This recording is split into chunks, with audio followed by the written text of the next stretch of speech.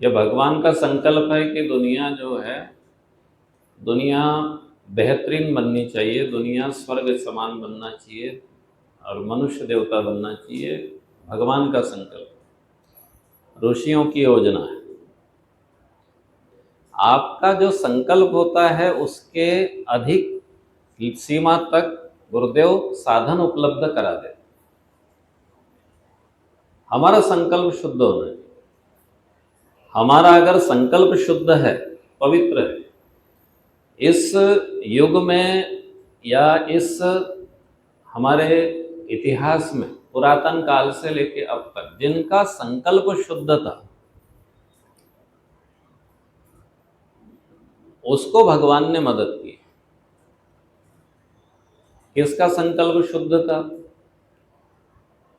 अर्जुन का संकल्प शुद्ध था, द्रौपदी का संकल्प शुद्ध था, धर्मराज का संकल्प शुद्ध था। एक ऐसा व्यक्ति हुआ कि जिसके पास कुछ भी नहीं था, जिसको पाटलिपुत्र के राजा ने धक्के मार के निकाल दिया, अपमान कर दिया, चुटिया खोल दी।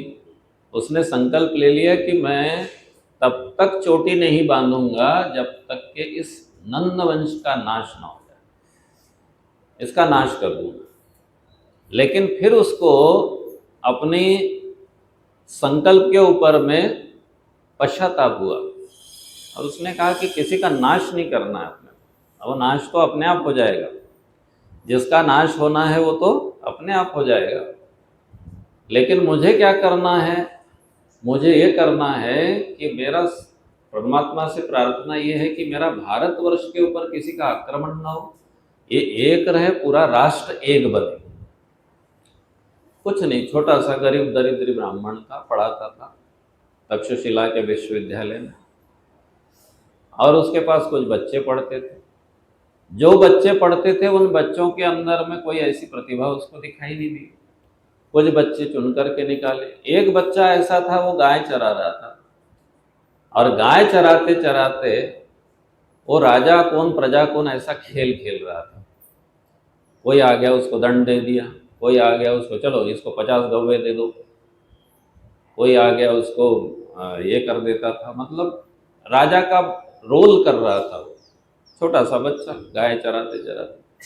दूर से ये ब्राह्मण उसको देख रहा है, और देखते देखते उसने ये देखा कि इसके अंदर में संभावनाएं हैं और इसको हम इस देश के चक्रवर्ती सम्राट किया जो है सिंहासन पे बिठा सकते हैं। और वो शुद्ध संकल्प था, पवित्र संकल्प था, पवित्र उद्देश्य था। तो उस गाय चराने वाले को चक्रवर्ती सम्राट चंद्रगुप्त बना दिया, वो छोटे से ब्राह्मण ने। और वो ब्राह्मण भी महान बन गया, बनाने वाला भी महान बन गया। चाणक्य के नाम से पूरी दुनिया में उसकी ख्याति है। तो एक ब्राह्मण का संकल्प था, पवित्र संकल्प। पवित्र संकल्प होना चाहिए, शुद्ध उद्देश्य होना चाहिए, सब कुछ होता है। एक छोटी सी बात है, 21 बार पृथ्वीराज चौहान ने मोहम्मद गौरी को हरा दिया। मोहम्मद गौरी को 21 बार हरा दिया। दिल्ली की सल्तनत, दिल्ली के सिंहासन पे बैठा था मोहम्मद गौरी, पृथ्वीराज चौहान माफ कर दिया, जा तेरे को माफ किया, जा तेरे को माफ किया, जा तेरे को माफ किया। ये हमारे अंदर में मूर्खता होती है। कौन सी? भारतीय लोगों के अंदर कौन सी मूर्खता है? जा तेरे को माफ किया। दुष्ट व्यक्ति को कभी भी माफ करना नहीं चाहिए। जिसके मुख के अंदर में जहर भरा है उसको कभी माफ मत करिए, समझ रहे हैं ना? अगर आपके पास में भगवान जैसा अधिकार नहीं है तो भगवान को अधिकार है माफ करने का, हमारे पास में अधिकार नहीं है माफ करने का।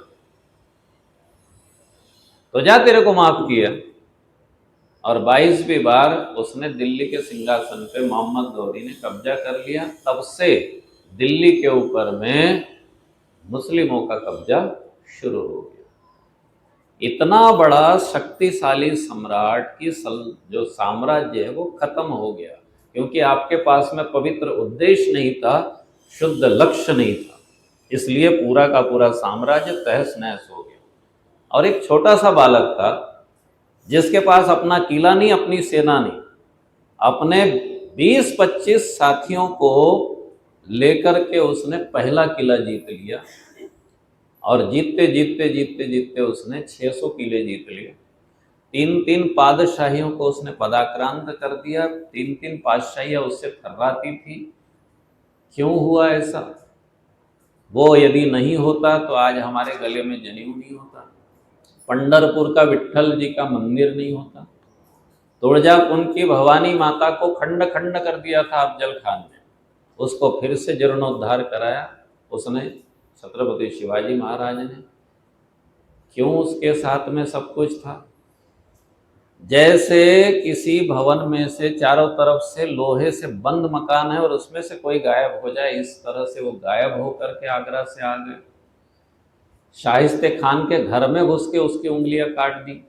अफजल खान जैसे दैत्याकार राक्षस का पेट फाड़ डाला सामान्य से दिखने वाले छोटे से शिवाजी ने। कारण एक ही था, उद्देश्य बड़ा था। उद्देश्य बड़ा था और लक्ष्य जो था वो पवित्र था। आपका लक्ष्य पवित्र होना चाहिए, उद्देश्य पवित्र होना चाहिए और बहुत ऊंचा होना चाहिए। आपका का मतलब है हम सबका, आपका का मतलब है ये देश में जो लोग अच्छा करने की सोच रहे उनका, समझ रहे हैं ना। इस देश के प्रधानमंत्री जो थे पहले मुख्यमंत्री थे। उद्देश्य क्या था? देश को जगत गुरु बनाएंगे, देश को शक्तिशाली बनाएंगे। भगवान ने मदद कर दिया। सारी दुनिया उस देश वाले विरोध नहीं करते थे। अपन राजनीति में नहीं जा रहे, समझने की जरूरत है। देश वाले विरोध नहीं कर रहे थे, उनकी पार्टी के भी लोग विरोध करते थे, बाहर के भी करते थे और अमेरिका वाले भी करते थे। सब लोग उनका विरोध, वीजा तक नहीं देते थे। वो क्या कर रहा है? वो कम से कम 20 से 22 देशों के सर्वोच्च सम्मान और पदक को प्राप्त करके सऊदी अरब ने भी दे दिया और यूएई ने भी दे दिया, नामीबिया ने भी, जहां जाते सर्वोच्च सम्मान उनको मिलता है। क्यों? क्योंकि उद्देश्य पवित्र है। उसको अपने परिवार को बड़ा नहीं करना है, भतीजे को बड़ा नहीं करना है, भाई को बड़ा नहीं करना है, बेटे को बड़ा नहीं करना है, किसी को नहीं करना है। किसको बड़ा करना है? देश को बड़ा करना है। तो भगवान उसकी मदद करते हैं। भगवान उसकी मदद करते हैं। भगवान योगी जी की भी मदद करते हैं। क्यों? क्योंकि कोई लेना देना नहीं, एक लोगी के अलावा, एक इसके अलावा कुछ नहीं, कोई लेना देना नहीं, देश को बड़ा करना है।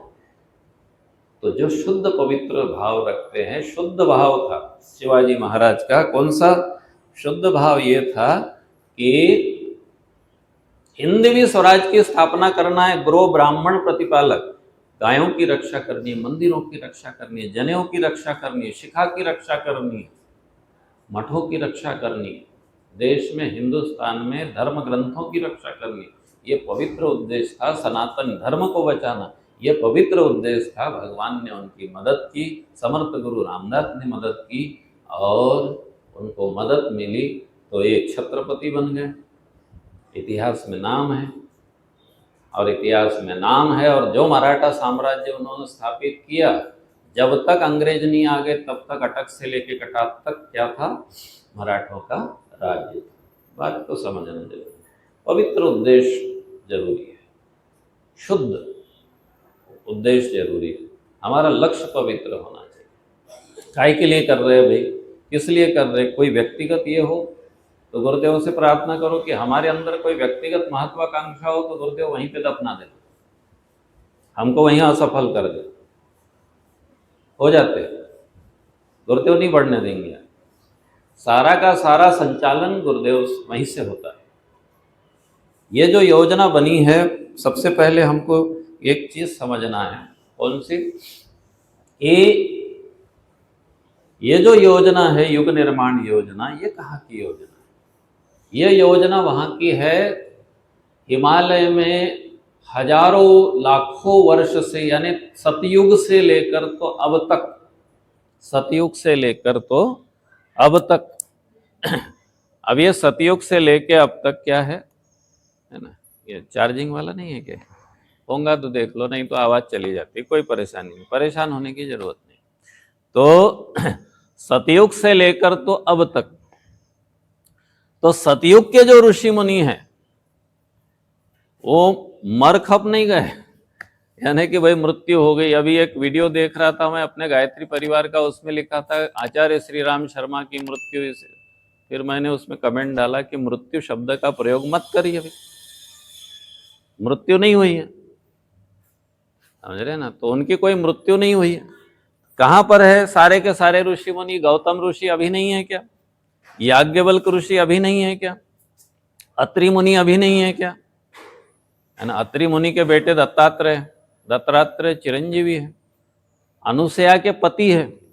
अनुसया वो है जिन्होंने ब्रह्मा विष्णु महेश को बालक बना दिया था। उनके पति कभी खत्म हो सकते हैं क्या?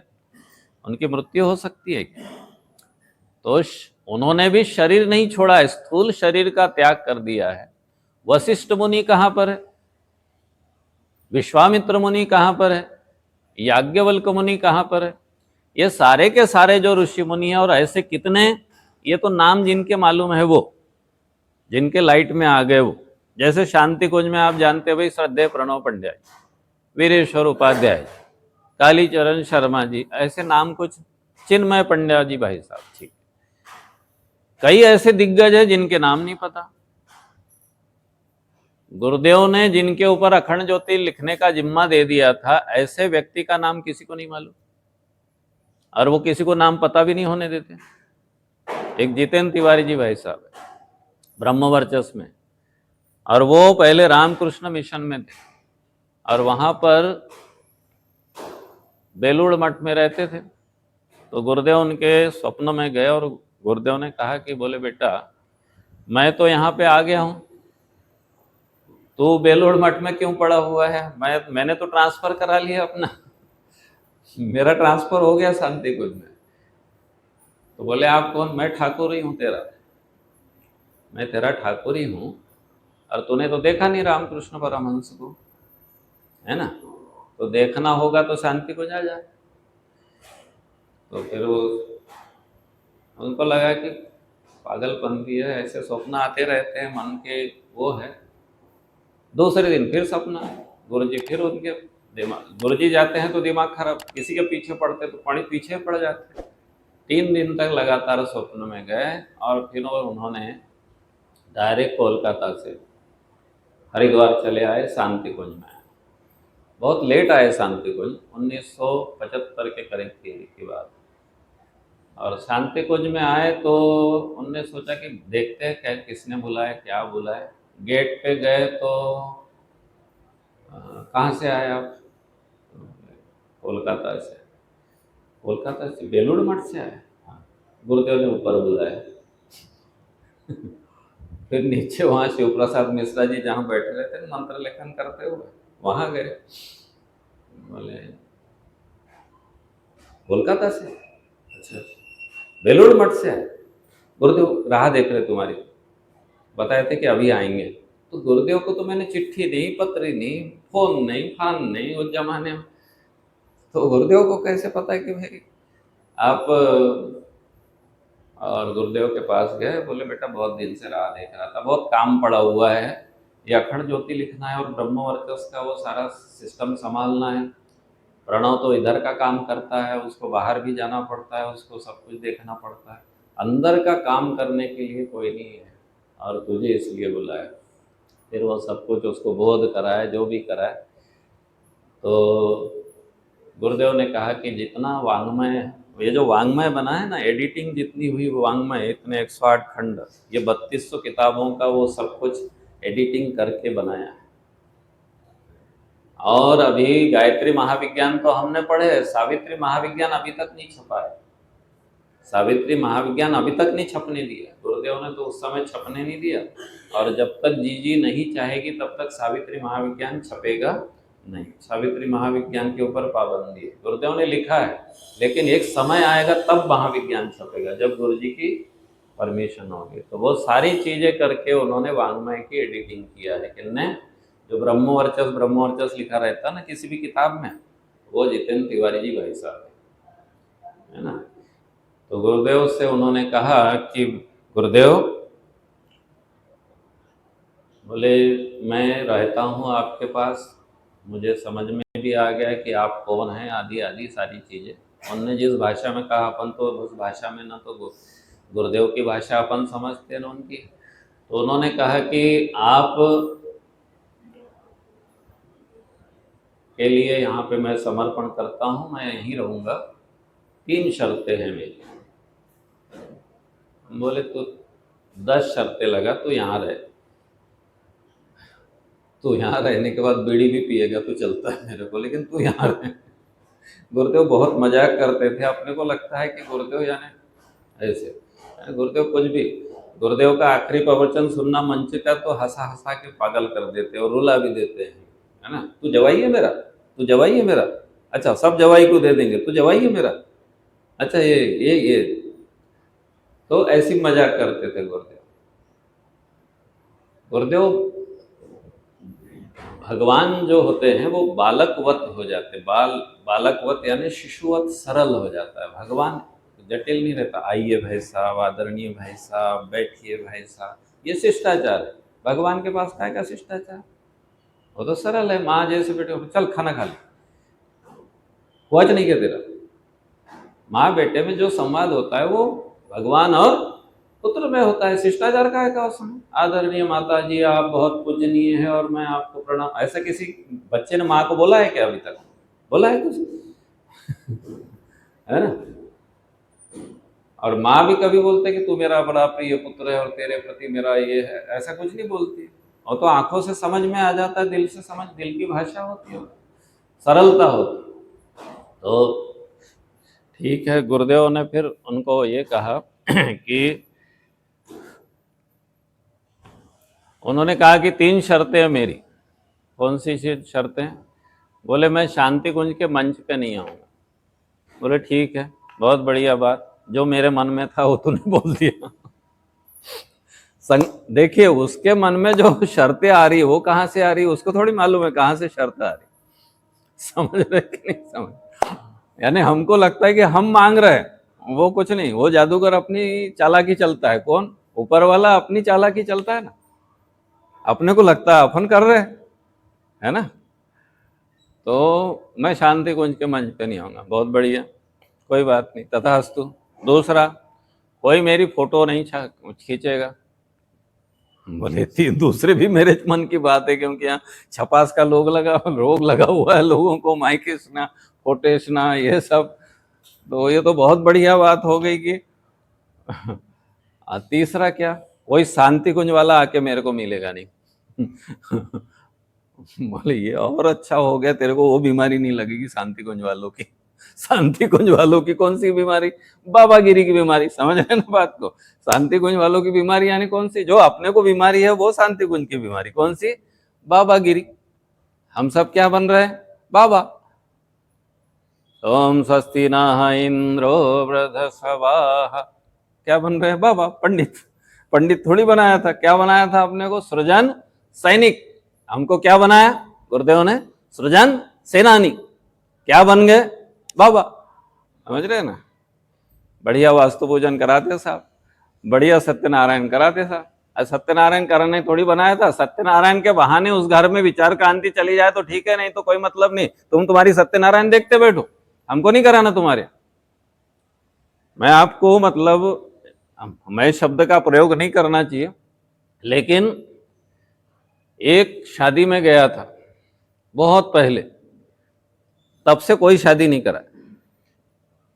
अब वो किस्सा इसलिए नहीं बताया था क्योंकि समय नहीं, समय का अभाव है, काम की बातें हो जाए ज्यादा बेहतर है। क्या मतलब, तो उनकी शादी से अपने क्या लेना है? वैदिक रीति से शादी हुई साहब, उसकी वैदिक रीति से हो नहीं तो ना हो, क्या करना अपने को? विचार क्रांति पहुंच रही है क्या, मिशन का संदेश पहुंच रहा है क्या, तो अपनी शादी वैदिक गायत्री पद्धति से शादी। गायत्री पद्धति की शादी क्या होती है? गायत्री पद्धति की कोई शादी नहीं होती। हम जो शादी कराते हैं वो वैदिक रीति की शादी है, वही पंडित लोग भी कराते हैं, कोई अंतर नहीं है। लेकिन ठप्पा मार दिया गायत्री की शादी, गायत्री परिवार, गायत्री विधि से शादी, कोई गायत्री विधि की शादी वादी नहीं। करने दीजिए अपने हिसाब से उनको। उसके बजाय 2 लोग पकड़िए घर में, उसका जन्मदिन मना के एक माला का संकल्प कराइए, वो ज्यादा काम का है। कोई बाबागिरी का कोई मतलब नहीं। हाँ, फिर जाना चाहिए शादी कराने, तो कम से कम शक्तिपीठ की 2-3 हजार की रसीद बननी चाहिए, समझ रहे ना। नहीं तो दिन भर लगा रहे वहां पे, आपको पूजा चावल रखने आप ही को लगा रहे, नवग्रह रखने आपको लगा रहे, यहां तक कि कलश वलश वो और क्या वो सब जमाने के लिए भी किसको लगा रहे, आपको लगा रहे, सब जमाने के लिए आपको लगा रहे, और पूरा दिन खा लिया, 100 रुपए की रसीद काट के आ रहे हैं। कहाँ गए थे? गुरुदेव का काम करने गए, गुरुदेव का काम करने गए थे कि बाबागिरी के पंडागिरी करने गए थे? न तो मिशन का फायदा हुआ, न 100 रुपए का फायदा हुआ, न उसके घर में मिशन पहुंचा। अच्छा, फिर होता भी कैसे? 2 लोग बैठे हैं पूजा में, बाकी लोग काम कर रहे हैं, बहन जी अभी नहा के जाने की, बच्चे बच्चे उधर थे, कई लोग तो इधर सत्यनारायण चल रही उधर टीवी देख रहे हो, समझ रहे ना?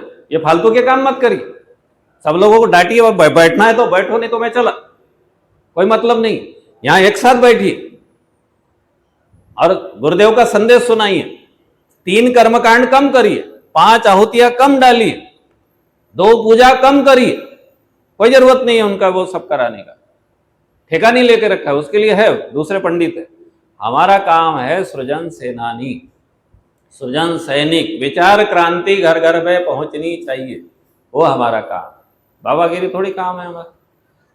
निवेदन कर रहे थे कि फिर वो हो गया काम, 3 शर्तें गुरुदेव के सामने उन्होंने रखी और गुरुदेव ने उसको तथास्तु कर दिया। वो शर्तें उनकी नहीं थी, गुरुदेव के ही अंदर से संकल्प जा करके उनके अंदर में गया, और आज तक वो किसी शांति कुंज के मंच पे नहीं आए। डॉक्टर साहब ने बहुत आग्रह किया तो देव संस्कृति में एक सब्जेक्ट लेते थे, क्लास लेते थे बच्चों की, विश्वविद्यालय के आर्ट ऑफ लिविंग की, उसमें हमको उनके दर्शन हो गए। एक दिन चले गए, नितिन ढोमने यहाँ का बड़ा पुराना एक कार्यकर्ता था अपना, अभी उधर है, योग में पीएचडी किया, और सुनील भैया थे अपने, वो भी पीएचडी किए हैं देश में। तो अचानक हम चले गए, कोरडे जी वगैरह थे, तो बोले आप आर्ट ऑफ लिविंग की जितेंद्र भाई साहब की क्लास है, तो हमने कहा बैठने देंगे कि नहीं भाई, भगा देंगे हमको? नहीं नहीं बैठने देंगे। फिर हम बैठे और उनके दर्शन कर लिए। तो ऐसे व्यक्ति थे जिनको मतलब गुरुदेव ने पकड़ा और गुरुदेव ने उनको जोड़ा। तो ऐसे व्यक्तियों को गुरुदेव ने पकड़ करके जोड़ा। तो ये योजना कहाँ से है? योजना है ऋषियों की। तो ये बताने का उद्देश्य क्या था, ये कहानी, ये प्रसंग क्यों आ गया कि कई लोग ऐसे हैं जो अप्रत्यक्ष हैं। एक शुक्ला बाबा नाम के व्यक्ति हुए, शुक्ला बाबा, मस्तिचक बिहार के, यूट्यूब के ऊपर कुछ जानकारी मिलेगी आप लोगों को शुक्ला बाबा के बारे में। तो वो बहुत बड़े मतलब सिद्ध पुरुष की श्रेणी के थे। ऐसे कई गुरुदेव के मतलब सिद्ध साधक हुए जो हमको शांति कुंज में नहीं मिलेंगे, जो अप्रत्यक्ष है, छपे नहीं है, जिनके बारे में किसी को पता नहीं। देवास में एक दीदी है, कोई माता जी है, वो देव कन्या रही है,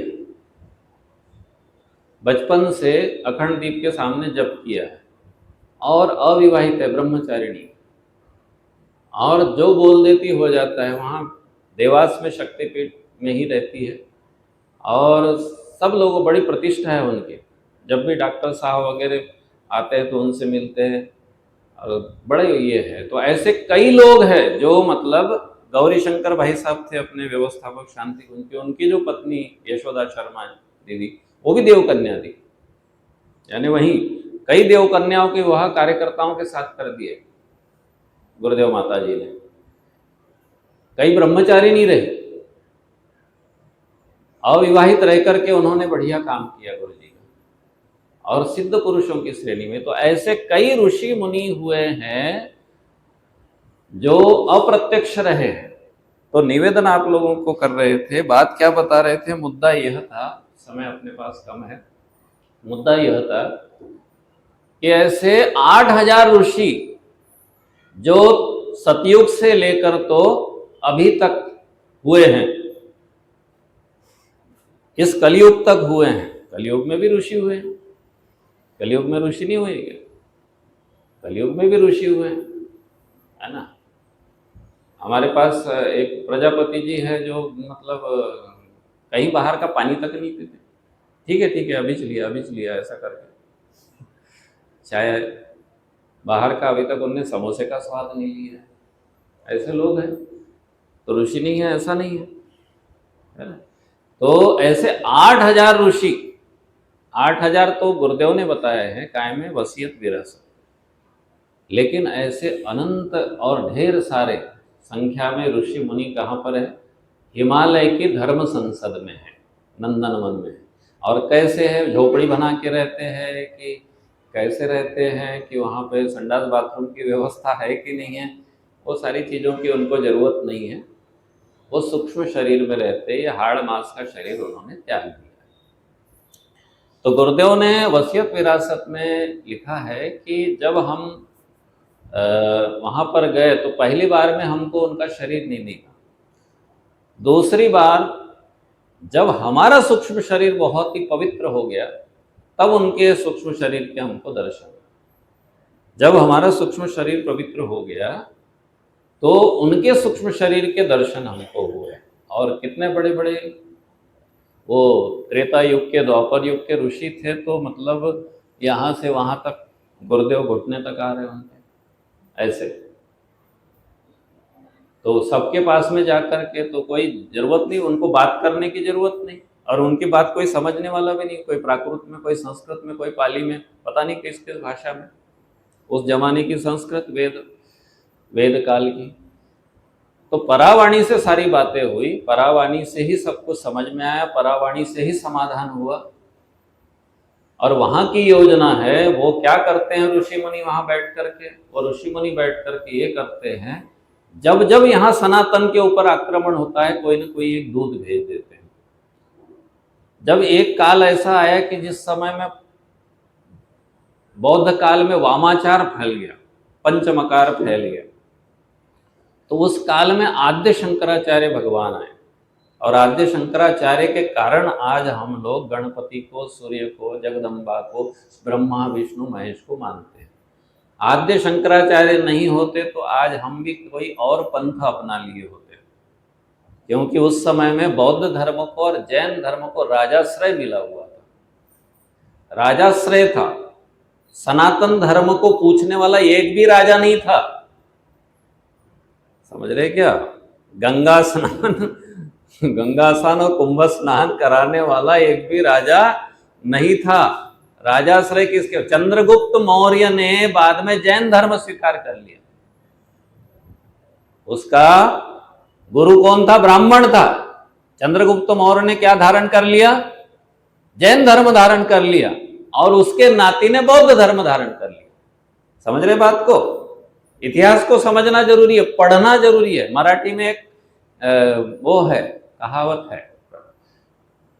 है मराठी, वाचाल तर वाचाल। मराठी समझ रही है? वाचाल मतलब पढ़ोगे, वाचाल तर वाचाल, पढ़ेंगे नहीं तो बचेंगे नहीं। समझ रहे हैं बात को? तो इसके ऊपर में एक ऑक्सफोर्ड वो एकेडमी थी, उसमें एक लेक्चर हुआ था, उसमें हम गए थे अटेंड करने के लिए। वाचाल तर वाचाल, पढ़ोगे तो बचोगे।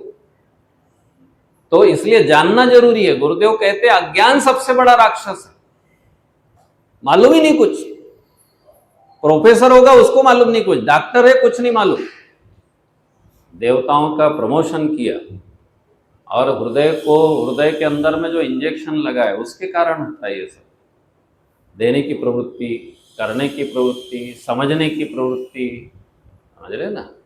सुनने की प्रवृत्ति, सुनना भी बहुत, सुनते नहीं है, सुनना भी एक कला है, समझना एक कला है। तो गुरुदेव से प्रार्थना करेंगे तो ये सारी कलाएं विकसित होती है। तो ये ऋषि मुनियों ने क्या किया कि जब जब धर्म के ऊपर में ये हुआ, जब जब धर्म के ऊपर, सनातन धर्म के ऊपर अटैक हुआ, तो एक प्रतिनिधि वहां से पहुंचा दिया। किसको पहुंचा दिया? आद्य शंकराचार्य। आद्य शंकराचार्य भगवान कौन है? 32 साल में आद्य शंकराचार्य भगवान ने अपना शरीर त्याग दिया, भगंदर का फोड़ा हो गया था, तपस्या नहीं कर पाया जीवन में।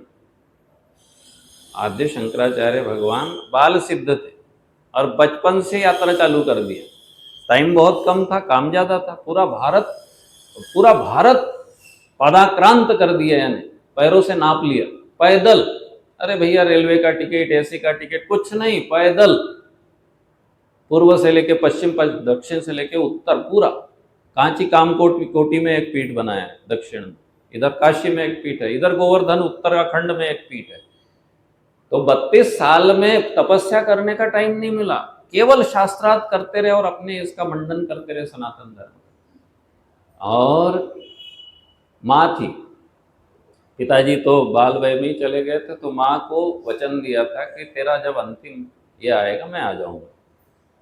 और अंतिम समय में पहुंच गए, आकाश मार्ग से पहुंचे और उनको चिता की अग्नि दी। पूरे गांव वालों ने विरोध किया कि सन्यासी होके कैसे तू चिता को अग्नि दे सकता है, वगैरह वगैरह। सारे कुटुंब वालों ने वो कर दिया, त्याग कर दिया, और वो चलो बहिष्कार करते तुम्हारा, ऐसा वैसा कुछ नहीं। फिर वहाँ के राजा बड़े भक्त थे इनके, तो उनने आके गाँव वालों को दंड वगैरह दिया। माँ पास में थी, बात ध्यान में रखिए। 4 चीजों से गुरुदेव की श्रृंखला जुड़ती है। आद्य शंकराचार्य, उसके पहले तो है राम कृष्ण बुद्ध, सब पहले शंकराचार्य। शंकराचार्य माँ के पास पहुंचे, 32 वर्ष में काम पूरा कर लिया और शरीर छोड़ करके चले गए। पूरे भारत को सनातन में एक कर दिया। दूसरे थे कबीरदास जी, कबीरदास जी के बारे में सबको पता है। तीसरे थे समर्थ गुरु रामदास। समर्थ गुरु रामदास भी सन्यासी होते हुए माँ की अंत्येष्टि करने पहुंचे। उसके बाद में कौन? उसके बाद में रामकृष्ण परमहंस के पास माताजी स्वयं रहती थी उनकी, उनने भी सन्यास ग्रहण कर लिया था अंतिम काल में, और उसके बाद में उनने उनकी अंत्येष्टि किया। और गुरुदेव के भी साथ में उनकी माताजी अंतिम समय तक रही। और चारों नहीं, 5 का विभूतियों का जो जीवन है, गुरुदेव की वसीयत विरासत में 4 ही लोगों का उल्लेख मिलता है। आद्य शंकराचार्य भी उसमें शामिल है, जो इसमें हमको पढ़ने को नहीं मिलता। तो ये सारी विभूतियां हैं। तो ऐसी विभूतियां आती है। एक ऐसा राजा हुआ है कि जिसने पूरे भारत में, जब पूरे बौद्ध काल में सब तरफ राजाश्रय मिला हुआ था, उसने अब पूरे भारत में बौद्ध मत का पूरा ये बोलबाला हो गया था और पूरा ये हो गया था। तो उस समय में एक सम्राट आया, ब्राह्मण सम्राट पुष्यमित्र, और उसने पूरे भारत को फिर से सनातन की ध्वजा फैला दिया। उसका गुरु पातंजलि था, उसका गुरु पातंजलि था। आध्यात्मिक शक्ति आई, कहाँ से आई? हिमालय के ध्रुव केंद्र से आई। वहां के प्रतिनिधि, शक्ति वो लोग देते, उनके अपने शरीर नहीं है। वो आकर के तलवार हाथ में नहीं लेंगे, वो आकर के आपके मंच पर या फिर कहीं पर गाड़ी में जाकर के प्रवचन करने, शक्तिपीठ का उद्घाटन करने नहीं जाएंगे, वो प्रतिनिधि भेजते। उसके बाद में रामकृष्ण परमहंस और विवेकानंद को पहुंचाया। विवेकानंद को कब पहुंचाया? ठाकुर के माध्यम से। जब पूरी दुनिया में, पूरा कोलकाता जो था यानी बंगाल जो था, वहां के पढ़े लिखे लोग, सबसे पढ़े लिखे लोगों का नगर कौन सा? कलकत्ता। भद्र लोगों का नगर कहते, भद्र नगरी, भद्र लोग रहता है अभी यहाँ पे, सज्जन लोग रहते भी, पढ़े लिखे लोग रहते भी वहां पे। और कर क्या रहे थे वो लोग? सब क्रिश्चियन धर्म में कन्वर्ट हो रहे थे। अरे ये क्या है, काली काली करते हैं, ये क्या कृष्णा कृष्णा कृष्णा कृष्णा करते हैं, रामा रामा करते हैं, हरे रामा चैतन्य महाप्रभु वाले, नहीं तो काली वाले बंगाल में। गो माता को पूछते हैं, सर्प को पूछते हैं। श्री अरविंदो जो हुए, श्री अरविंदो के पिताजी ने ये अपने बच्चे बिगड़ न जाए हिंदू धर्म में करके फ्रांस में भेज दिए, समझ रहे हैं? उस जमाने के डॉक्टर थे वो, अरविंदो के पिताजी उस जमाने के डॉक्टर थे। और फ्रांस से इंग्लैंड में पढ़े, फ्रांसीसी भाषा के टीचर रखी, और उनको बता के रखा वहाँ के फादर को, और वहाँ जो उनकी सिस्टर वगैरह जो पढ़ाने वाली थी, अंग्रेज क्रिश्चियन थे सूरे, कि इनको हिंदू धर्म के बारे में एक भी चीज पता नहीं चलना चाहिए, समझ रहे? नहीं पता चलना चाहिए। 11 साल की उम्र में श्री अरविंदो की फ्रांसीसी भाषा में, ग्रीक भाषा में कविताएं छपती थी वहां के बड़ी मैगजीन में। इतने प्रतिभाशाली, ICS की परीक्षा टॉप में उत्तीर्ण कर लिया, इतने प्रतिभाशाली थे श्री अरविंदो। लेकिन जो उनके पिताजी ने रोक लगा के रखी थी, उसी आदमी ने क्या किया? वही आदमी योगी बन गया, अरविंदो घोष। और अतिमानसी चेतना का अवतरण उसी दिन कराया उन्होंने जिस दिन माताजी का जन्म हुआ, और जिस दिन हमारा अखंड दीप का प्रज्वलन हुआ, वो योगी अरविंद, जिसके पिताजी ने रोक लगा के रखी थी कि हिंदू धर्म का इसको पता नहीं चलना चाहिए, है ना। बहुत लंबी कहानी जान लो, उसको समझना भर है हमको कि कहाँ से योजना चल रही। ये योजना ऋषि मुनियों की योजना है। जब भी कभी सनातन के ऊपर में, हिंदू धर्म के ऊपर में, वेदों के ऊपर में हमला होता है, जब हमारी धर्म प्रक्रियाएं लुप्त होती जाती है, तब वहां से कोई प्रतिनिधि आता है और प्रतिनिधि आकर के क्या करता है, हैं? हाँ। और फिर इस काल में तो ये हुआ कि इतने से काम बनने वाला नहीं। गुरुदेव ने देखा, गुरुदेव आए और गुरुदेव ने देखा कि भैया विवेकानंद जी का जीवन कितना, 42 साल का है ना। आद्य शंकराचार्य का जीवन क्या था, 32 साल का। समर्थ गुरु रामदास ने शिवाजी के माध्यम से काम कराया। अब बहुत बड़ा काम है, पूरा विश्व अपना कार्य क्षेत्र है। सनातन के सारे मापदंड खत्म हो गए हैं, यज्ञ खत्म हो गया है, श्राद्ध पिंडदान कोई नहीं कर रहा है। हिंदू धर्म वालों को पता ही नहीं है कि उनको उपासना कौन सी करनी है। हिंदू धर्म वालों को पता है कौन सी उपासना करनी है। उपासना का मतलब क्या हो गया था, घंटी बजा देना। अभी तो आके अब जाके आए हम लोग शिरडी से, कल गए थे, गाड़ी किया था, 5 लोग गए थे, अभी शिरडी से आए। अभी शनिवार को फिर जामसावली जा रहे हैं।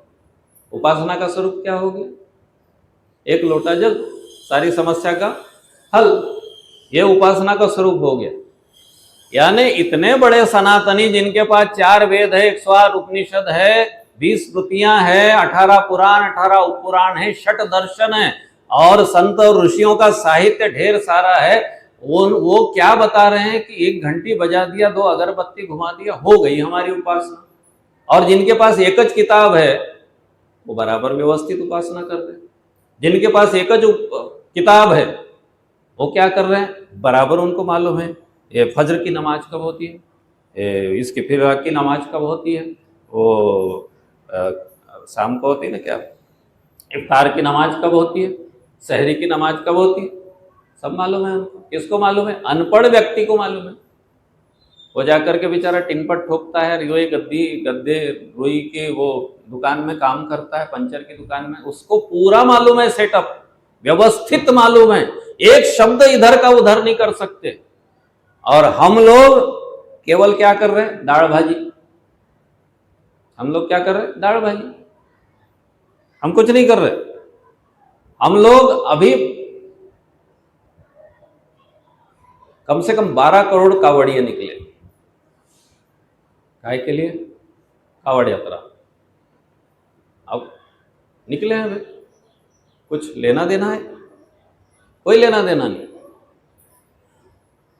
जब वो एक नुपुर शर्मा का जब ये केस हुआ था, और उसी समय में एक व्यक्ति जो था, एक मौलाना जो था, वो भगवान शंकर को यानी शिवलिंग को बहुत ही गंदे शब्दों में सेंट्रल मीडिया के ऊपर बोल रहा है, मेन स्ट्रीम मीडिया के ऊपर बोल रहा है गंदे शब्द। हम 12,000 कावड़ी कहाँ पे, हम जो 50 करोड़ कुंभ में गए थे वो कहाँ गए थे। नुपुर शर्मा को हजारों धमकियां मिल रही थी, तब हम 50 करोड़ लोग कहाँ गए। जो 3-3 करोड़ के सप्ते करने वाले और 50-50 करोड़ की कथा करने वाले, हम लोग कहाँ गए। जब बेटी को बचाने की बात आई तो एक बेटी को बचाने के लिए भगवान राम ने रावण से युद्ध लड़ा, एक द्रौपदी के केशों की रक्षा करने के लिए इतना बड़ा महाभारत हो गया, तो ये कहां चले गए। बात यह है कि धर्म का व्यवस्थित स्वरूप जिनको बताना चाहिए था उनने बताया नहीं, तो उपासना पद्धति खत्म हो रही। यज्ञ में तो है ही नहीं, कलयुग में यज्ञ नहीं है। क्या बताएंगे बाबा लोग, कलयुग में यज्ञ नहीं है जी, कलयुग में खाना भी नहीं है, खाना मत खाओ। अरे भाई, यज्ञ मतलब क्या है, देवताओं का भोजन, तो भोजन नहीं है भाई कलयुग में, तो तुम भी खाना मत खाओ ना। देवताओं को जब खाना नहीं खिला रहे तुम क्यों खाओगे। एक बात पूछो कि देवताओं का भोजन क्या है, तो सब बताएंगे यज्ञ क्या है, देवताओं का भोजन, है ना। एकनाथी भागवत के 14वें अध्याय में एकनाथ महाराज के यज्ञ देवाचे भोजन, यज्ञ देवाचे यजन, सर्वांगे मुख प्रधान ते यज्ञ ते सर्वांगे मुख प्रधान ते अग्नि माझे मुख जान। ये एकनाथी भागवत में एकनाथ महाराज कहते हैं। एकनाथ महाराज का एकनाथी भागवत कोई नहीं बताते, एक अक्षर बताते, कौन सा, योग याग विधि एरेनो है सिद्धि कायिक उपाधि दंभ धर्म, ये एक चीज रटते हैं। हरिपाठ का इतना सा ले लेते और उतना भर रटते रहते हैं, है ना। भगवत गीता का आखिरी 18वां अध्याय, उसका 6वां श्लोक है, यज्ञ दान तपः कर्म न त्याज्यम, यज्ञ दान तप कर्म न त्याज्यम, इस कर्म का त्याग नहीं होना चाहिए हे अर्जुन। 18वें अध्याय में मोक्ष कर्म संन्यास योग नाम का अध्याय है, उसमें कहते हैं कि इन तीनों का कभी त्याग नहीं होना चाहिए। काय का, यज्ञ का, तपस्या का और दान का, इन तीनों का कभी त्याग नहीं होना चाहिए। दूसरी बात और कहते उसी अध्याय में, वो ठोक बजा करके ऐसा लिख के रख देना चाहिए, वो उसको वो बनाना है, अपने को फ्लैक्सज बना लेना पड़ेगा। इदम तेना तपस्काय ना भक्ताय कदाचनम, हे अर्जुन ये गीता उसको मत सिखाना या उसको मत बताना कभी। किसको, भगवान, जो तपस्वी नहीं है, जो अभक्त है, यानी पूरे ये जितने लोग भगवान कृष्ण को मानने वाले हैं या इनको मानने वाले या जिसको भी मानने वाले हैं, वो क्या काय की निंदा करते हैं, तपस्या की निंदा करते हैं। कलयुग में तपस्या नहीं है, कलयुग में तो भगवान कृष्ण तो कह रहे हैं कि तपस्या जहां नहीं है उसको गीता मत सुनाना।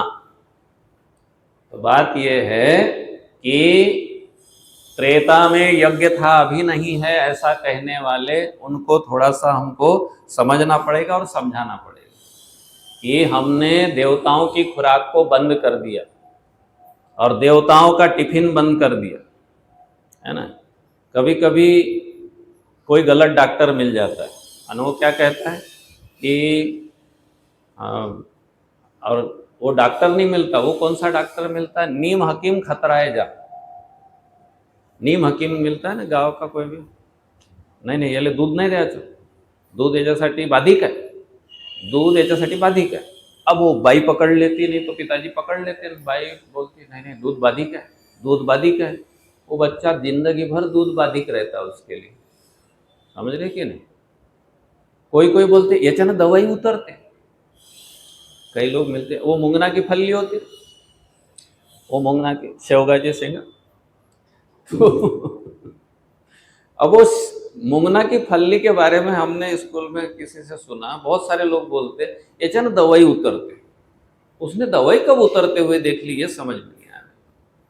उसमें सारे के सारे विटामिन है, मुंगने में सारे के सारे विटामिन भरे पड़े हैं, और रामदेव बाबा वो मुंगने की पत्ती का चूर्ण बना करके बेच रहे हैं। काय के लिए, ताकि हमको विटामिन B12 और सारे मल्टीविटामिन एंटीऑक्सीडेंट मिले, वो पूरा मुंगने के पत्तियों का। और गांव में क्या प्रचलन चालू है, याच्यानं दवाई उतरते। तो ये हो गया, तो उनने क्या कर दिया, नहीं यज्ञ आता नहीं है, कलियुगामध्ये यज्ञ नहीं है। हे कौन है, नियम हकीम मिल गए बाबा लोग, उनने बता दिया कि यज्ञ नहीं है भाई। और इसके कारण क्या हो गया, जैसा वो बच्चा पूरी जिंदगी दूध पीने से वंचित रह गया, उसकी हड्डियां, कैल्शियम, फास्फोरस कुछ नहीं मिला उसको, उसी तरह से ये देवता लोग बिचारे बाधिक आहे त्याच्यासाठी यज्ञ बाधिक आहे, कोणासाठी देवासाठी यज्ञ बाधिक आहे, तो उनको खाना मिलना बंद हो गया, वो बेचारे दुर्बल हो गए, देवता दुर्बल हो गए। एक ऋण हमारा चुकाना बंद हो गया, देवताओं का ऋण था, कर्जा था हमारे ऊपर, वो चुकाना हमने बंद कर दिया। दूसरा कर्जा सारे संसार के ऊपर था, कौन सा, पितरों का कर्जा था, पिंडदान और तर्पण और श्राद्ध, बस वो पत्तल डाल करके हमारा काम पूरा हो जाता। कोई कोई तो पत्तल भी नहीं डालते, कम से कम पत्तल तो डाल दो, पत्तल भी नहीं डालते, समझ रहे ना। यूरोप, अफ्रीका, ऑस्ट्रेलिया, अमेरिका, ये इतने सारे पूरे खंड भारत के ऊपर थोड़े से लोगों के ऊपर जिम्मेदारी हिंदुओं के ऊपर में, और हिंदुओं में भी हजार लोग, हजार पंथ जो मानते च नहीं, मानते कई पंथ तो मानते च नहीं ना, तो करेगा कौन विधि विधान से? अब पूरी जवाबदारी किसके ऊपर आ गई? गायत्री परिवार वालों के ऊपर। तो पूरे दुनिया के पितरों का पिंडदान तर्पण करने का जिम्मा किसके ऊपर आ गया? गायत्री परिवार के ऊपर आ गया। आप जो जल चढ़ाएंगे वो सबके पितरों को मिलेगा, और जहां जहां जाएगा वहां वहां जाएगा। नाम पोस्ट से पासवर्ड से जाएगा तो परफेक्ट जाएगा। जैसे हम पिताजी का गोत्र लेते हैं, नाम लेते हैं, तो पासवर्ड डाला बराबर वो खाते में बराबर डायरेक्ट जाता। ये कैसा जा रहा है? फेंकने में जा रहा है। कैसा? जिसको मिल गया उसको मिल गया। चलो भाई, अफ्रीका वाले को मिल जाए, इस युद्ध वालों को मिल जाए, हमारी जयपुर में जो उदयपुर में जो हमारी सतियां हुई है, जिन्होंने अग्निदाह किया है, जौहर किया है, उनको मिल जाए, ठीक है ना। लेकिन हाँ, गायत्री साधक जब, तपस्वी साधक जब तर्पण करेगा तो अपने ब्रह्म वर्चस्व का उपयोग करके संकल्प करके करेगा, और जब वो संकल्प करके करेगा तो बराबर पहुंचेगा, तब सबका समाधान होगा। तो आप लोग जो यज्ञ कर रहे हैं, आप लोग जो तर्पण कर रहे हैं, और शांति कुंज में जो रोज तर्पण हो रहा है, और आप लोग जो अभी पितृपक्ष में तर्पण करते हैं या जब भी करते हैं, तो सारे दुनिया के पितरों का शांति का जिम्मा हमारे ऊपर आता है। और एक बात ध्यान में रखिएगा, जो भी आउटगोइंग होती है उसकी इनकमिंग जरूर होती है। उनके पितरों की कृपा उनको प्राप्त हो ना हो, उनके पितरों की कृपा हमको अवश्य प्राप्त होगी। उधर अगर शांति मिली तो उस शांति का अनंत गुना इधर भी आएगा और अनंत जीवन तक आएगा। और जब हमारे द्वारा देवता तृप्त होंगे तो देवताओं की भी कृपा हमको ही प्राप्त होंगे, देवताओं का अंश प्राप्त होता है, वरदान प्राप्त होते हैं। इसलिए ध्यान रखना है कि गुरुदेव ने क्या किया, गुरुदेव ने खूब मन लगा करके, पूरी योजना बना करके, प्लानिंग करके, ठीक है। 4 बजे हम लोग अभी समापन कर देंगे, बात तो ज़्यादा देर तक ये नहीं करना है। तो निवेदन आप लोगों से कर रहे थे है, योजना ऋषियों की योजना, और ऋषि नहीं चाहते, ऋषि मुनि और भगवान ने जो दुनिया बनाई वो नहीं चाहते कि ये सनातन धर्म लुप्त हो जाए, ये वेद लुप्त हो जाए, ये उपनिषद लुप्त हो जाए, ये सनातन परंपरा। क्योंकि सनातन परंपरा लुप्त हो गई तो देवता लुप्त हो जाएंगे ना। जो दुनिया बनाने वाले हैं वो हमारी आशा के ऊपर टिके हुए हैं कि भाई ये जो चल रहा है, आदान प्रदान पे काम चल रहा है। देवता देवान भावयंतः स, है ना। गीता में कहते हैं कि तुम देवताओं को तृप्त करो, देवता तुमको तृप्त करेंगे। ये परस्पर इस पे चल रहा है। देवता तभी काम करेंगे जब हम उनको तृप्त करेंगे, और वो यज्ञ के माध्यम से होगा। तो उपासना पद्धति व्यवस्थित गुरुदेव ने लाई, और तपस्या सबसे बड़ी चीज कौन सी किया कि गुरु भगवान ने देखा, गुरुदेव ने देखा कि क्या किया भाई, साधना की जरूरत है, तपस्या की जरूरत है, और उस तपस्या की जरूरत है तो तपस्या से असुरी शक्तियों का नाश होगा, युग का निर्माण होगा, और देवताओं को बल मिलेगा। सबसे बड़ी चीज देवता अर्थ। और दूसरी बात क्या है, देवता तपस्या करे। तो गुरुदेव ने, भगवान ने क्या किया कि देवताओं को तप करने लगा दिए। जो देवता आराम कर रहा था, आज थोडं बरंच नाही वाटून राहिलं, आज थोडंसं बाईकडे गेली होती, आज घरी कोणी येणार आहे, किती वाजता येणार आहे काही सांगितलं नाही आहे। अरे ज्यानं सांगितलं आहे का 8 वाजता येणार आहे तर त्याच्याकडे नाही येऊन राहिले, आणि ज्यानं सांगितलं नाही त्याच्यासाठी दिवसभर वाट पाहून राहिले घरी। समझले नहीं? समझ रहे बात को? तो जो देवता घर में ये बहाने बना रहा था, क्या बहाने बना रहा था, ये समझ रहे ना। और 13वीं जाते होकर काय के लिए 13वीं में जा, वो तो देखने आने वाला नहीं, जो चला गया है वो तो पूछने आने वाला नहीं है कि भैया दिवाकर भैया 13वीत नाही आले होते तुम्ही, हे बरोबर नाही, मी तुमच्या नाही येणार। और ऐसा होता है, हमारे ऐसा होता भी करता हूँ। तो बात यह है कि ये मिशन किस लिए बनाया गुरुदेव ने, ये योजना कहाँ से बनी गुरुदेव ने। निवेदन कर रहे थे कि ये योजना जो है ये ऋषि मुनियों की योजना है, गुरुदेव ने योजना बनाई है और वहाँ से चल रही है। और वहाँ से चल रही है मतलब ये किसी की बनाई हुई योजना नहीं, ये किसी की ऑफिस में बनाई हुई योजना नहीं है, ये कार्यालय में कागज पे बनी हुई योजना नहीं है, ये भगवान की योजना है। ये शक्तिपीठ बना, ये भगवान की योजना है। यहाँ क्या होने वाला है, ये भगवान की योजना है। और अगर यहाँ क्या होने वाला है उसमें जो बाधा बनता है वो असुरी प्रवृत्ति है। यहाँ जो होने वाला है उसमें कोई बाधा बनता है। शांति कुंज में जो जो बाधा बने, ऐसे लोग हो गए शांति कुंज में, गुरुदेव से मिलना आसान था एक समय में। एक स्वामी प्रज्ञानंद हुए, उनसे मिलना मुश्किल था, टाइम लेना पड़ता था, अपॉइंटमेंट लेना पड़ता था। स्वामी प्रज्ञानंद से मिलना है, अपॉइंटमेंट लीजिए, लाइन लगती थी।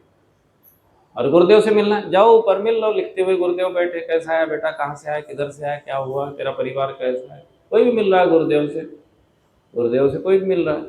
लेकिन उनसे मिलना, बस एक ही चीज हमको बचा सकती है। कौन सी? एक ही चीज, जो कुछ हमारे अंदर में आता है, जो कुछ हमारे साथ में होता है, जो कुछ हमको लगता है, वो गुरुदेव के सामने प्रकट कर लो। यानी गुरुदेव के सामने निर्वस्त्र हो जाओ कि हमको अहंकार आ जाए बता दो, लोभ आ गया बता दो, ये 5 रुपए गुरुदेव वहां से उठा लिए थे हमने, ये बता दो। आज मेरी ये खाने की इच्छा है, बता दो। हमने ज्यादा खा लिया गुरुदेव, मतलब बता दो ना।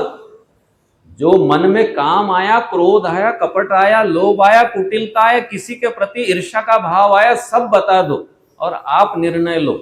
और आप देखो, आपका काम है, आपके निरीक्षण में हम लोग हैं 24 घंटे। और ध्यान किसको कहते हैं? जो है हमारा, हम कहते हैं हम गुरु जी का ध्यान करते हैं, हम गुरु जी का ध्यान करते हैं, हम गुरुदेव का ध्यान करते हैं, हम माता जी का ध्यान करते हैं, हम इनका ध्यान करते हैं, हम पंचकोशी ध्यान, पंचकोशी को ध्यान तो हमारा ही ध्यान है, स्वयं का ध्यान है, वो गुरुदेव का ध्यान नहीं है। सविता हमारे अंदर उतरता है। जो भी भाई साहब हमारे शिवाजी भैया ने बहुत शानदार तरीके से पंचकोशों के बारे में बताया, बहुत उत्कृष्ट तरीके से। गुरुजी से ये करना है, गुरुजी के पास बैठ कर के ये बोलना है कि गुरुजी हमारा विशेष ध्यान रखो, ये ध्यान है हमारा, आप विशेष तौर पे ध्यान रखो। समझ रहे ना? जैसे माँ खाना बनाती है तो पिताजी को बोल देती है कि याच्यावर बराबर लक्ष ठेवा, तिकडे काम करून राहिले, तर इकडे तिकडे नको जाऊ त्याच्या, नाही तो तुमची खैर नहीं। हाँ? है ना? तो वो बेचारा फिर क्या करता है, बराबर ध्यान रखा। अब उसका मोबाइल फिर कभी कभी उसको चपाट लगा। तो बात यह है कि विशेष ध्यान रखना, भगवान हमारा विशेष ध्यान रखे, है ना? बच्चा खेल रहा है, दायरे में है, 24 घंटे हम गुरुदेव के दायरे में। लेकिन जब हम दरवाजे के बाहर कदम रख के और कोई गाड़ी आने वाली है, कोई कार आने वाली है और उधर खतरा जब बढ़ जाता है तो विशेष ध्यान है, वो विशेष ध्यान है। दायरे में है, ठीक है, खा रहा पी रहा बराबर खा, हाँ ठीक है, टिफिन हाँ ठीक है, पढ़ाई कर ठीक है बराबर खा। लेकिन जब वो खतरा आता है तो वो क्या करते हैं? विशेष ध्यान रखते हैं। ये ध्यान है हमारा कोई ध्यान व्यान नहीं है हमारा। हम क्या ध्यान रखेंगे उनका? हम भगवान का क्या ध्यान रखेंगे? बराबर जेवला का नाही, गुरुदेव बराबर दवाई घेतली होती का नाही, माताजी बराबर हे खाल्लं होतं का नाही? हम ध्यान रखेंगे क्या माताजी का? हम ध्यान नहीं करते, वो ध्यान करते। उनको बोलते कि आप हमारा ध्यान रखो, ये ध्यान है। वो हमारा ध्यान रखते और उनको बोलते कि थोड़ा सा और ध्यान बढ़ा दो, और ध्यान बढ़ा दो, और ध्यान बढ़ा दो। फिर और ध्यान बढ़ा देंगे तो फिर क्या होगा कि हमारा ध्यान उनके तरफ जाने लग जाएगा। हमारा ध्यान अभी कहाँ है? कचरा है पूरा, मोबाइल, ये बच्चा, ये नौकरी, मित्र, दुकान, फलाना। अभी ध्यान कैसा है? कचरा ध्यान है पूरा। तो थोड़ा थोड़ा ध्यान, नहीं गुरुजी, अरे वो लिस्ट बनाना था, ये साधक बनाने थे, अच्छा समय दान करना था, अखंड जाप कल कहाँ है? 40 दिन अखंड जाप करना है अपने को पांडुरना में, 40 दिन के नाम तय करना है, फिर वहाँ ध्यान जाएगा। ध्यान गुरुदेव की तरफ ध्यान लग जाएगा, गुरुदेव की तरफ जाने लग गया मतलब गुरुदेव के काम की तरफ ध्यान जाने लग गया। स्वाध्याय की तरह, अरे गुरु जी की तरह, अरे अखंड ज्योति 2 दिन से नहीं पढ़ी, स्वाध्याय नहीं किया 1 दिन से, अच्छा नहीं लगेगा। ध्यान की भूख बढ़ेगी। अभी ध्यान की भूख नहीं है, ध्यान से आदमी का मन उचटता है। ध्यान जाने का मतलब है कि अरे किताब नहीं पढ़ा, जनसंपर्क नहीं किए, स्वाध्याय नहीं किया, अरे माला नहीं हुई बराबर, ये नहीं हुआ बराबर, 3 दिनों से गुरु जी का काम नहीं हुआ, पश्चाताप होने लग जाएगा, आत्मग्लानि होने लग जाएगी, ध्यान जाने लगेगा। ये ध्यान है, ये ध्यान बनने लग जाएगा। तो कन्या कौशल शिविर देखा हमने, एक रिपोर्ट आई थी, तो वहां से ये हुआ था कि एक दिन में 10 लोगों के प्रवचन। एक शिविर, कितने लोगों के प्रवचन? 10 लोगों की क्लास। वो बच्चियों की कैपेसिटी है कि क्या है, 10 लोगों को झेलेंगे? भाई अपन मान देने के चक्कर में, सम्मान देने के चक्कर में और ये सब करने के चक्कर में और प्रयोग करने के चक्कर में बड़ी मुश्किल से बच्चों को जमा करके लाए, उनके ऊपर हमला कर रहे, धनाधन धाए धाए धाए धाए धाए धाए, नारी शक्ति जागना चाहिए, ऐसा होना चाहिए, वैसा होना। और अहिल्याबाई हुई थी और तुमको मालूम नहीं झांसी की रानी हुई थी, तुम क्या ये करते रहते हो। अभी आए बाबा, अगली बार नहीं आएंगे। अभी मिले मिले, अगली बार आंटी जी जयराम जी की। तो सावधानी बरतना, विषय इसका उसका व्यावहारिकता आनी जरूरी है, प्रायोगिकता आनी जरूरी है, रोचकता आनी जरूरी है, उनका पार्टिसिपेशन जरूरी है। जैसे दीप यज्ञ भी हम करेंगे तो उसमें काम के 2 लोग चले जाए, निपटा के आ जाए। और वो ये चीज़ें तो छोड़ ही दो कि तुम्हें नहीं आले होते, तुम्हें नहीं आले होते, तुम्हें नहीं आले होते, तुम्हें नहीं आले होते, वो बंद कर।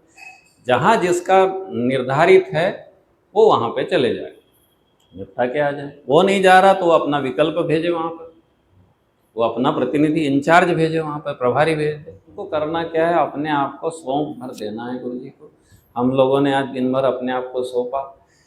हम लोग अपने आप को आसानी से सौंपते भी नहीं। बच्चा जब नहाता है या बच्चा जब 2-3 चम्मच दलिया खाता है माँ के हाथ से, तो सीधे सीधे खाता है क्या? सीधे सीधे नहाता है क्या? कितना अरड़ पीरड़ होता है, वो होता है कि नहीं होता है? बात क्या है? बात यह है, वैसी हम हैं। हम लोगों को गुरुदेव जब जब वरदान अनुदान देने जाते हैं तो हम ऐसे अरड़ पीरड़ होते हैं, मेरे को नहीं चाहिए, मेरे को तो अभी चॉकलेट चाहिए और मेरे को तो ये चाहिए। देना चाह रहे गुरुदेव अनुदान वरदान, हम मांग रहे चॉकलेट। तो इतने आसानी से हम अपने आप को सौंपते नहीं हैं। हम बच्चे, वो तो बच्चा रहता है, हम तो बिगड़े बच्चे। हम कैसे बच्चे? और फिर 1.5 शहाने बच्चे। हमको तो ये आता है, हमको तो कर्मकांड आता है, हमको प्रवचन, और मेरे को तो गीत भी बढ़िया आता है गाते, और मेरे को तो इतनी किताबें पढ़ी, और कई लोगों ने मेरा ये सुना है ना, मैं, तुम क्या समझते हो मेरे को, ठास ठूस समझ। तो मतलब हम बिगड़े हुए बच्चे, तो हम तो ज़्यादा चारण पीरियड होते हैं। तो हमको, और अगर हमने एक ज्ञानेश्वर महाराज का हरिपाठ जहाँ से शुरू होता है, वो क्या कहते हैं, देवाचिये द्वारी उभा क्षण भर तेने मुक्तिचारी साधिए। एक क्षण भर, उसको क्षण भर काफी, और एक क्षण भर अगर हम उनके साथ में हो जाते, गुरु जी के साथ में, उतने ही समय में चारी मुक्ति दे देते, वो सप्लाई कर देते। बस सीधा सीधा भर रह जाए तो मम्मी उसको चड्डी पहना देती, उसका ऊपर का पोलका भी पहना देती, फ्रॉक भी पहना देती बच्चे को, समझ रहे? एक क्षण मिलता है मम्मी को, समझ रहे ना, सीधा थोड़ी रहता बच्चा। तो देवाची है द्वारी उभा क्षण भरी, एक क्षण मिल गया माँ को, गुरुदेव को, हमारे लिए एक क्षण मिल गया, तो वो वह क्षण भरी देवाची है द्वारी। तो एक क्षण भी काफी है, और वो क्षण भी हमको अगर आज लभ्य हो गया हो और सहज हो गया हो, तो हमको गुरु जी मिल गए। और मुक्तिचारी क्या बात है, चारी मुक्ति का करना क्या है, आचार डालेंगे, है ना। आपको अधिकार दे दिया कि मुक्ति बांटो, तो देवाची द्वारी वह क्षण भरी। एक बार हम खड़े, एक बार हमारा कनेक्शन जुड़ जाता है, एक बार ध्यान लग जाता, माँ है, बच्चा माँ को केवल मम्मी बोल देता है लाड़ में आकर, दिन भर वो लात मारते रहता है, इधर करेगा उधर करेगा, लेकिन एक बार लाड़ में, उसमें निसार हो जाती मम्मी, माँ उसी पे निसार हो जाती। वो उसके मुंह से मम्मी सुनने के लिए, और वो लाड़ भरा मम्मी सुनने के लिए वो तरस जाती। गुरुदेव माता जी भी यही चाह रहे हैं कि हमको कोई इतना समझे, तो अपनी माँ तो समझे, अपने पिताजी तो समझे, समझ रहे ना। और एक क्षण के लिए समझ ले, एक क्षण के लिए भाव आ जाए तो चारों मुक्ति बांटने का अधिकारी बना दिया। ये अधिकार आज हमको दे दिया है सब गायत्री परिवार वालों को। हमारे YouTube चैनल सब्सक्राइब करें एवं बेल आइकन जरूर दबाएं ताकि गायत्री परिवार की विभिन्न गतिविधियों की जानकारी आपको मिलती रहे।